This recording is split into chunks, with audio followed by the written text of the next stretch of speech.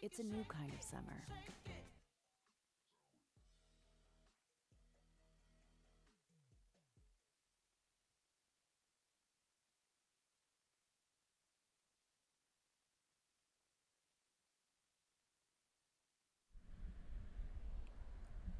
Hello, friends.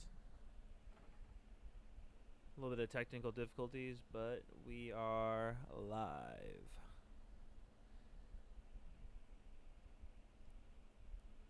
All right, what a fight night! Holy crap, man! Amanda Ribas started us off with a quick submission of Paige, and immediately bringing up Paige contemplating her future now. I believe that gives her an 8-5 record. She did not look good in that fight at all. Dana White has encouraged her to check and test free agency. I think that says a lot. Sorry about the fan. It is a blazing 111 out, and we got to have this fan on. But I think that's pretty telling. Dana White encouraging her to test free agency when these fighters bring up money. I think he's okay with letting them test the market. And I think that's for two very important reasons. One, I don't think these other organizations can offer them what the UFC can in terms of money and in terms of exposure. We're not tuning into these other fighting organizations' fights. We're not. I'm sure someone is, but the UFC has become something even the casual fan can get behind. Casual observers, everyone can relate to it, whereas baseball is very much so kind of a regional sport. Football, to a way lesser extent, is kind of a regional sport, and basketball being kind of I wouldn't say regional sport, but people are only watching that when the stars are playing. Finals, LeBron, Lakers, Knicks,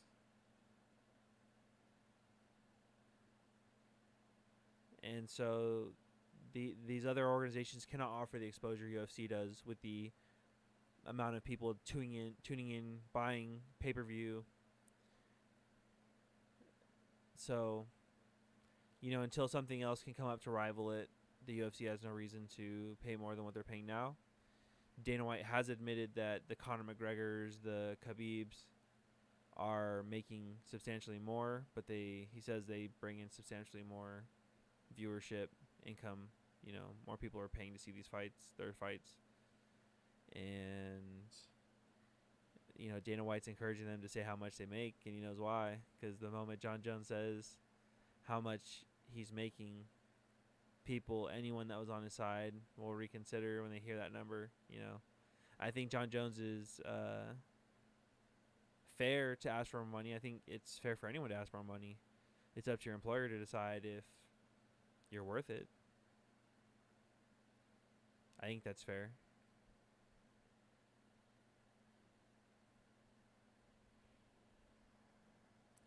Um,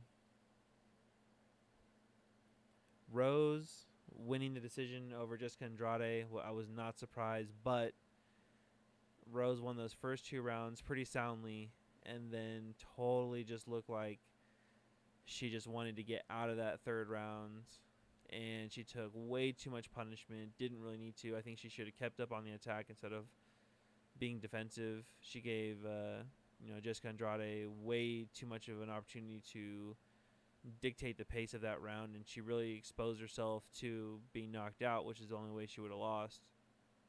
I don't see anyone defeating the current champion in that division. So, as much as I love Rose and have been, a big fan of hers, I've won a lot of money betting on her. I just can't.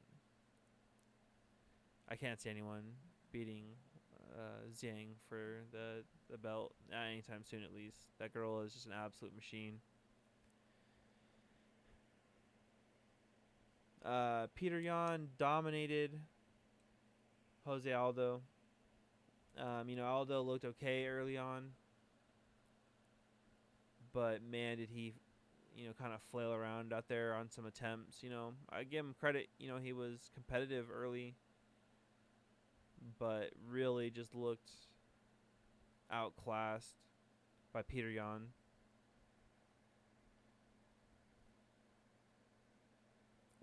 Peter Yan played a really good fight.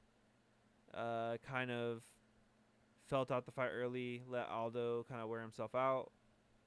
Second and third round, found opportunities to push the attack and really deal a lot of punishment in those small windows. People were very critical of the ref for not calling that fight sooner. I think Jose Aldo showed enough to the ref to give him the opportunity, but it was pretty apparent he wasn't recovering. I think that's where you have to call it, even if they're defending themselves intermittently, at once every, 5 seconds. To take all that punishment outside of those windows is unfair. Aldo did deserve better than to be left out there like that. I don't think he'll complain. He'll appreciate, giving him the opportunity. But everyone knew, Aldo knew it was over. The Volkanovski Max Holloway fight, I did not agree. I thought Max Holloway had that 3 rounds to 2. I think Volkanovski, to his credit, dealt an incredible amount of damage. But, I thought that Holloway, for the most part, for the good parts of 3 rounds, really had his way. And what does this mean now for Max Holloway? He got 2 shots at the belt, lost both. I thought he had this one. I just don't know what that means for him now moving forward. I still think he's an entertaining draw. I think if he wants to continue to fight, there'll still be people that want to fight him. Really interesting to see, though. He doesn't have the power behind those punches. He can do some damage, but he's not knocking anyone out, and he just takes too much punishment in return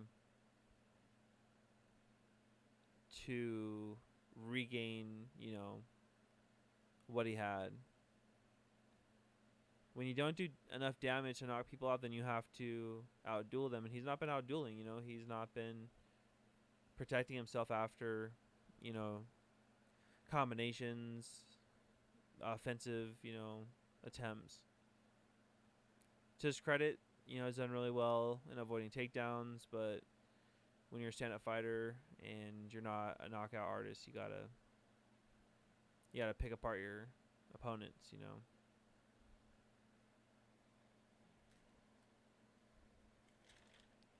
And the main event, called it from the start. Usman is an absolute beast. I will win a lot of money on Usman, and called it before the fight. Had money on Usman by decision. First round had me nervous.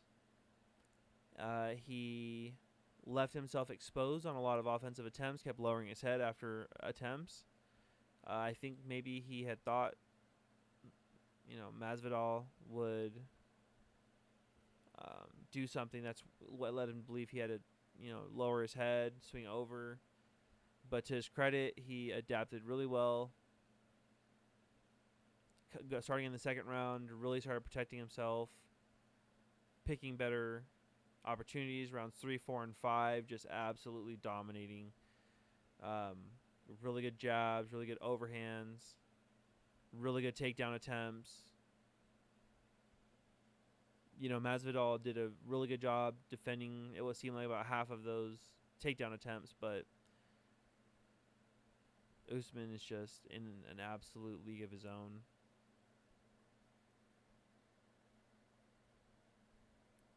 And a fight we'd like to see is Masvidal versus Gilbert Burns. I think that fight next would be really entertaining. I think both of them getting time to prepare for it, mentally, physically. And then the winner of that getting another shot at Usman. I think Usman would welcome the time to recover. And that would give us a really entertaining fight before that. Before one of these guys just gets lost to, it never really working out scheduling wise. Getting to see, one of them versus Usman. I think anyone in the top part of that division there deserves a shot. I think that's one of the most loaded divisions right now.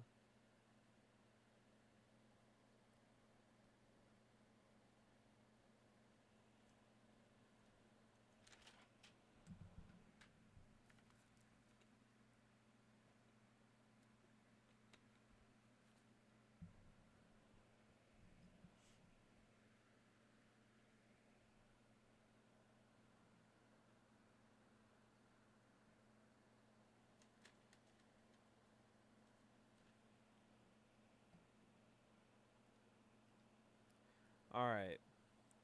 This week's edition, Fix That NBA Team, starts us off with Phoenix Suns. And again, this is where we are the, general manager with full control over,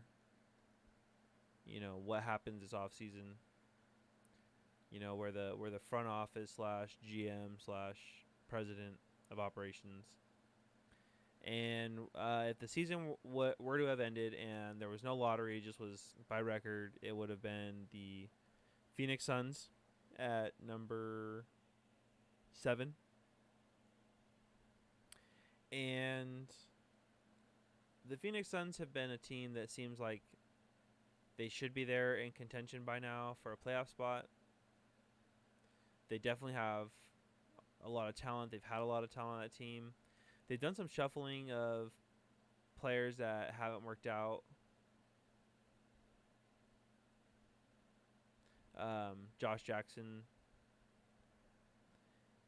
And word is they're trying to move Oubre. I don't think they moved him at the deadline, but word is that they were looking to move him. A name I heard floated out there was Aaron Gordon, and I think that is interesting. I don't know that that's necessarily what's going to get them over the hump, but I definitely think it's interesting. I don't think Oubre is the answer, but I also don't think subtraction of him without something better in return does anything for you.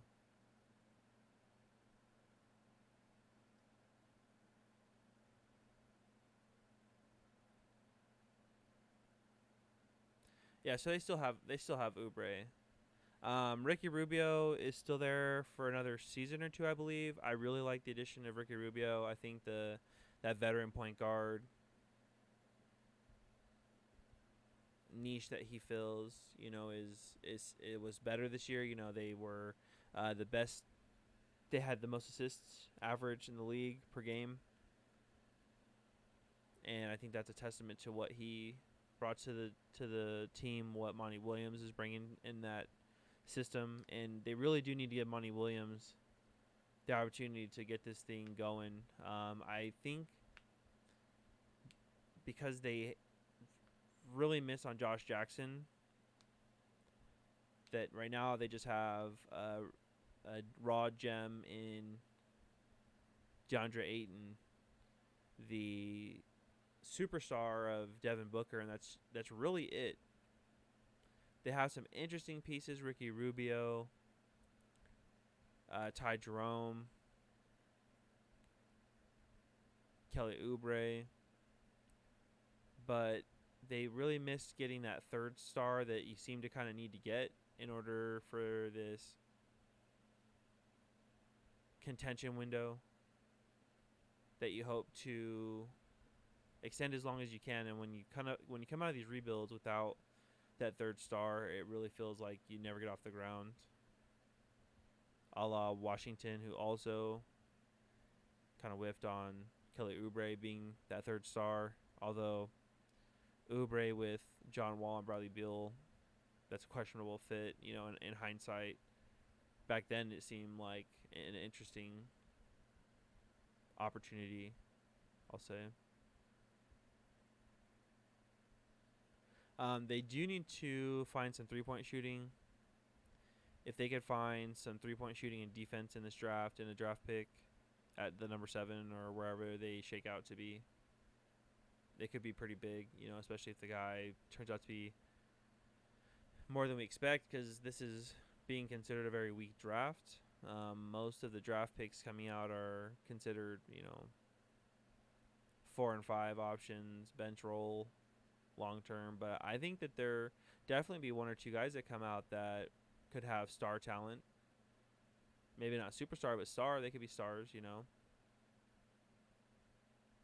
I can't wait to see where some of these guys go and how they develop, because I think we're really underestimating what's in this draft. We're just writing it off because there's not that guy at number 1, because a lot of years that's really what it is. One guy really high up there at number 1 and not a whole lot after. And now you got these kids wanting to flood into the NBA. And I really do think we're going to see a lot of interesting prospects. Will they develop? I don't know. I hope the G League improves. I really think that would be important in the development of,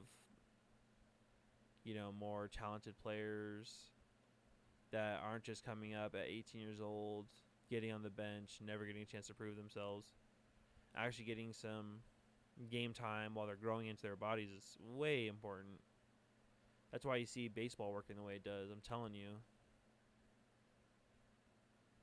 There's no, for them, the financial implications, baseball, they have control of those guys for like 7 years plus via arbitration, and they don't even start that until, they're getting called up at 23.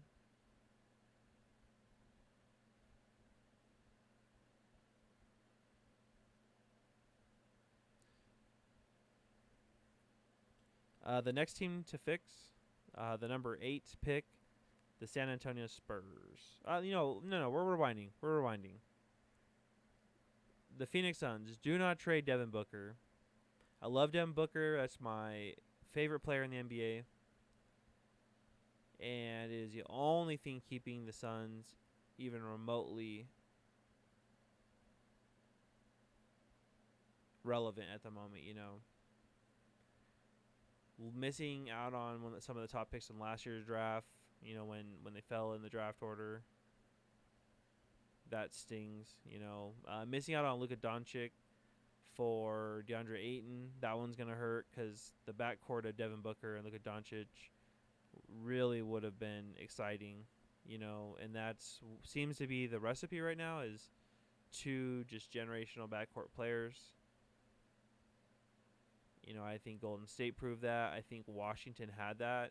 I think they were right on the cusp, back when LeBron was at the end of his Miami tour and the beginning of his Cleveland reunion.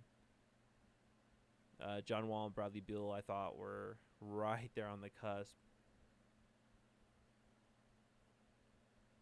So I think that is the recipe, but honestly, just having the best player in the world, best player in the world on your team seems to work really well for LeBron's teams, Steph Curry's teams, Kawhi Leonard's teams. I think that at different times they've been the best players in the league.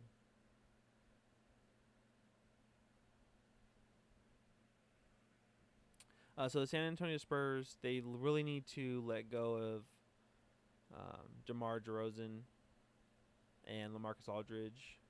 I think Aldridge still has a year on his contract, or maybe it's a player option, but whether it's letting him walk or trading him for assets, something you got to let both of those players go.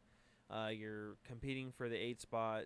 You're never, as brilliant as that organization has been run, as good of talent evaluators it seems that Greg Popovich and that front office are, you have to, you can't bank on finding diamonds in the middle of the draft.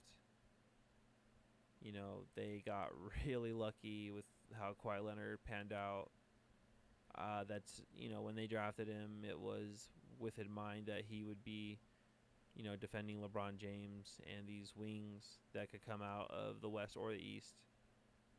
And that's exactly what he did, but he grew into something more. The next year, he absolutely turned on the light offensively and is now probably the best two-way player in basketball. Definitely in the conversation.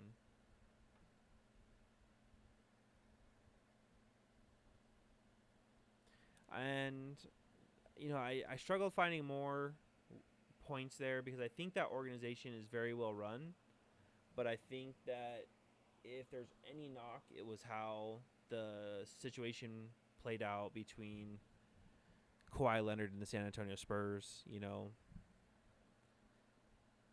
That's not really how you want your organization to be portrayed.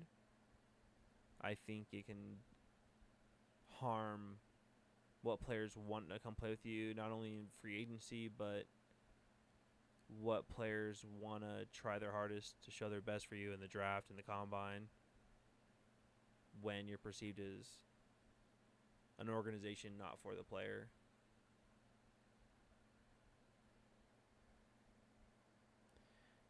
But outside of that, I'd like to make sure that they know, okay, listen, next time we get the star in, we need to be on the same page. We need to be on his side. It's not just our way or the highway. If these players lose trust in you and your organization, they're never going to want to stay there. They're never going to want to resign. Exactly what happened with Kawhi Leonard. Lost faith in the organization and then felt betrayed when the organization made public and rumors of his camp making it public, but regardless, leaks coming out of that organization, players calling out Kawhi Leonard, that is all bad. Absolutely all bad. I want my players to side with the players, even if I disagree with the player, I still want my players to have the players back. I don't, that's the last thing you want to have happen is how that played out there.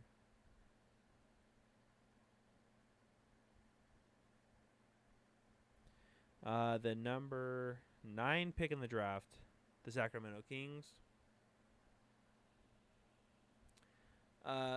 When I first got into basketball, I was living in Sacramento, and the guys at school that I hung out with were all Kings fans. And so that was the first team I really followed and had any interest in. And that was in the Mike Bibby, Vlade Divac, Chris Webber, Peja Stojakovic, Doug Christie, Bobby Jackson era. And I was, a fan when they kept losing to the Lakers in the Western Conference Finals, losing to the Timberwolves, being right there on the door to compete for a championship. And to see that organization go from what seemed functional, what seemed like something that was just special, quickly deteriorated as the players did. Chris Webber, as he got old, was traded. Mike Bibby traded. Ron Artest brought in. Eventually he left. Peja Stojakovic left. So, once that fell apart, the organization seemed to struggle to rebound. Ron Artest did have a couple playoff visits. I thought what he brought to that team, that spark he brought, was really awesome. I loved watching that. Seeing him have his team for that short spell. I think that was a really humbling experience for him.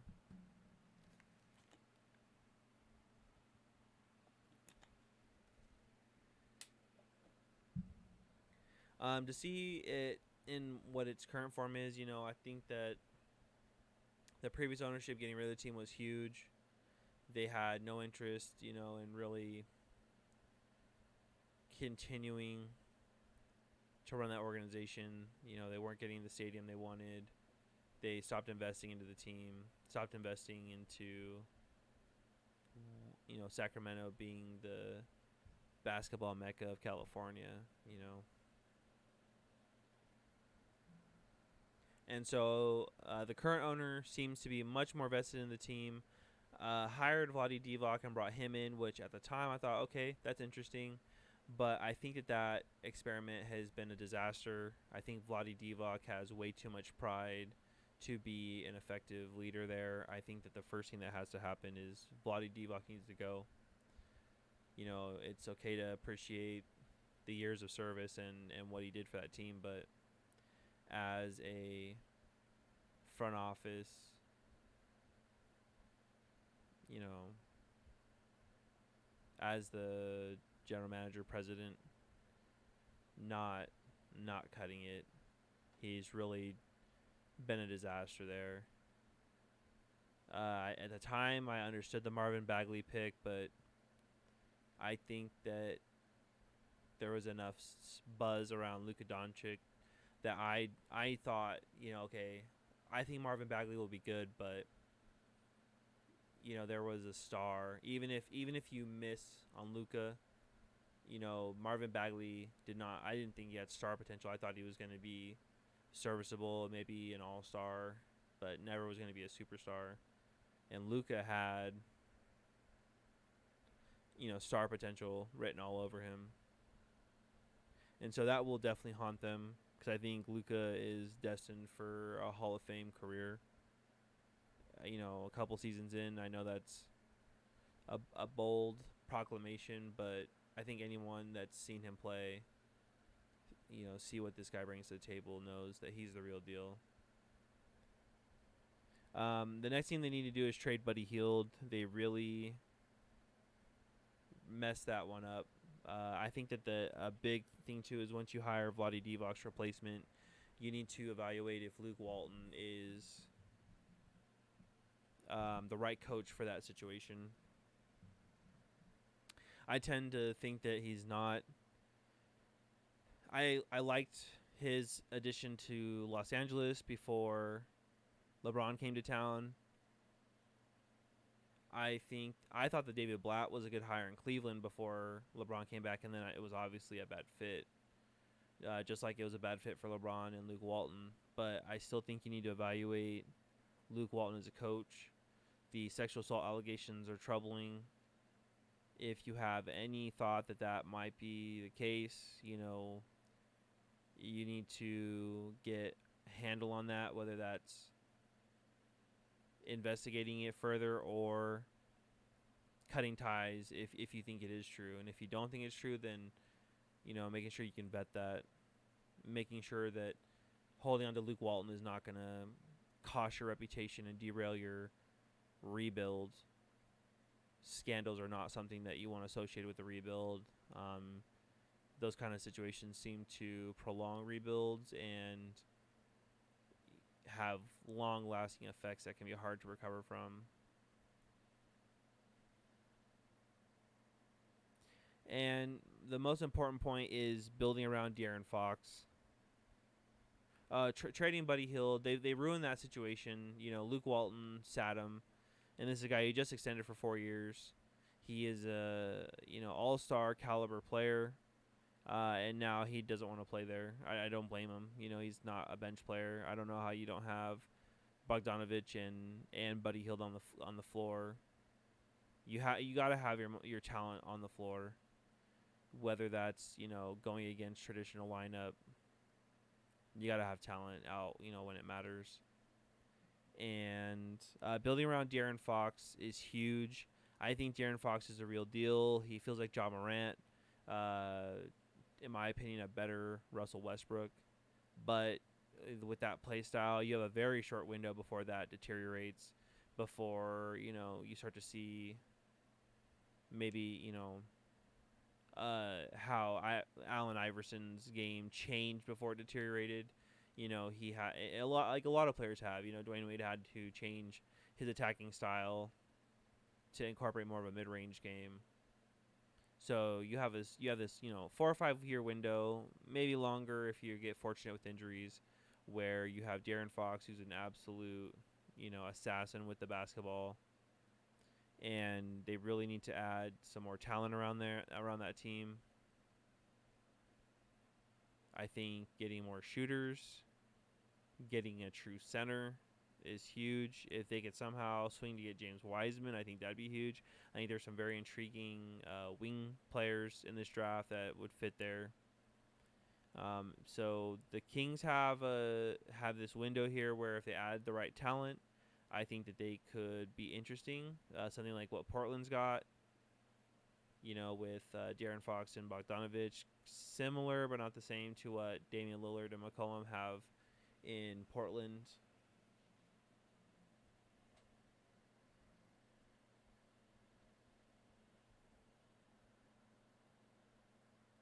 And this week's automotive tip.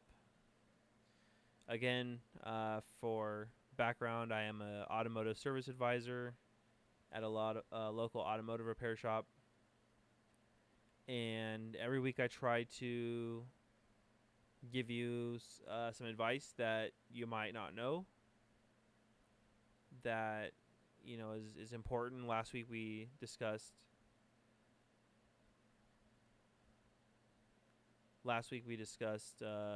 trimming down the weight on your keychains and why the weight of the keys on your keychain can damage your lock cylinder or wear out your keys and can result in a expensive, frustrating, depending on where you live, frustrating the amount of time it takes to get your car back.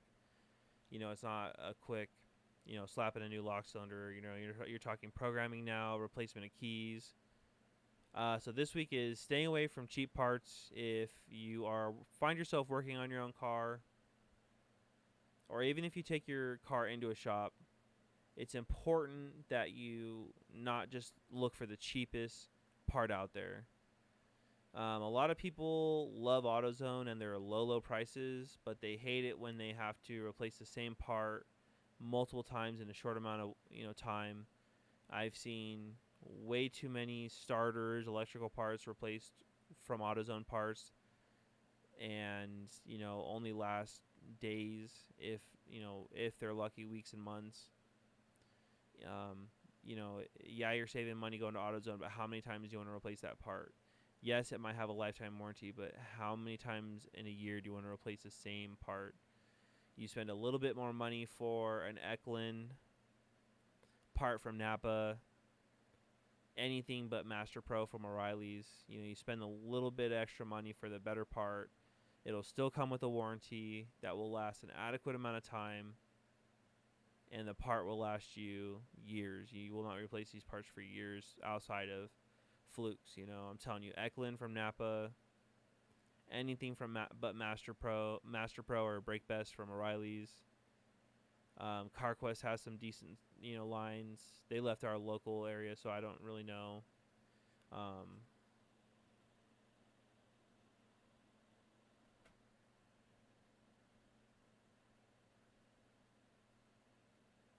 And when you go to a repair shop, making sure it's not the cheapest shop in town, because usually there's a reason. You get quoted a starter replacement from a shop with 4 or 5 stars on Google. You'll get a quote for a starter that's $200 more than the Quick Lube down the street.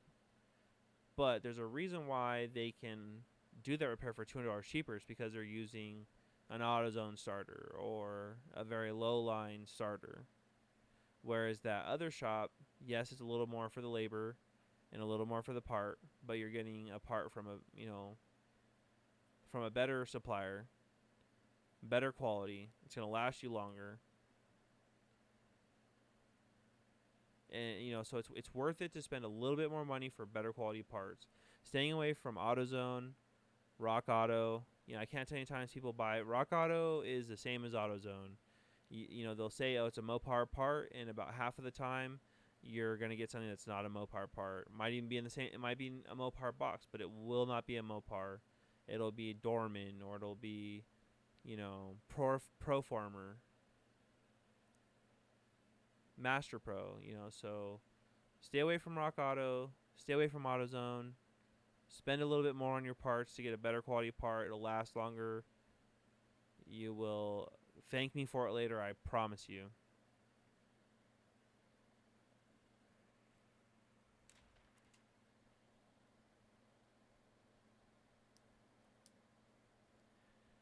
that's all I really had for this week's episode. I'm hoping here soon we'll have the whole crew together. It'll be a couple hours longer. I'm thinking about starting to do these at noon on Sundays. We'll see though.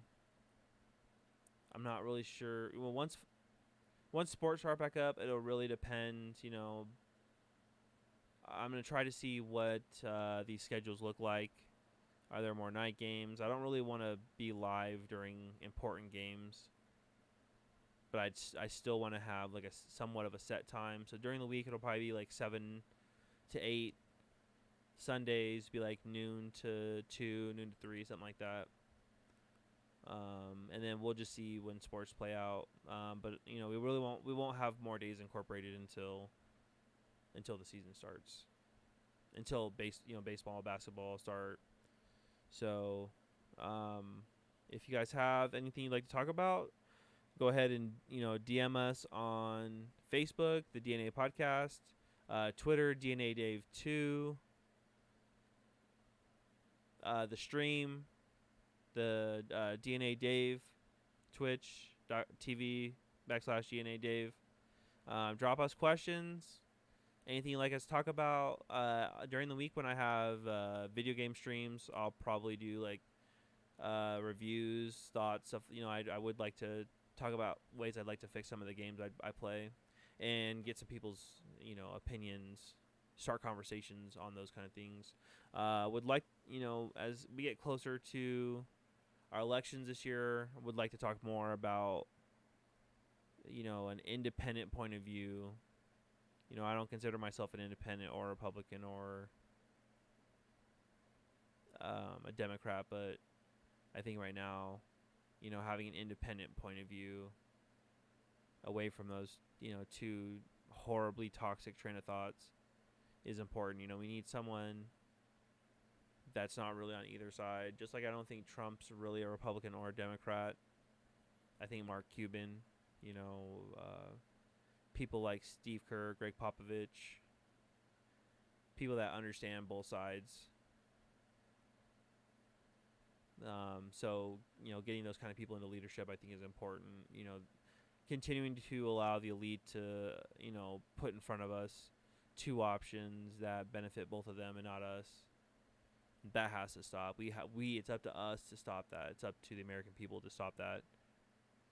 So we'll dive more into that closer to election time. But if there's anything you guys want to talk about, shoot us a message, hit us up anytime. Just remember, everyone, we're all in this together.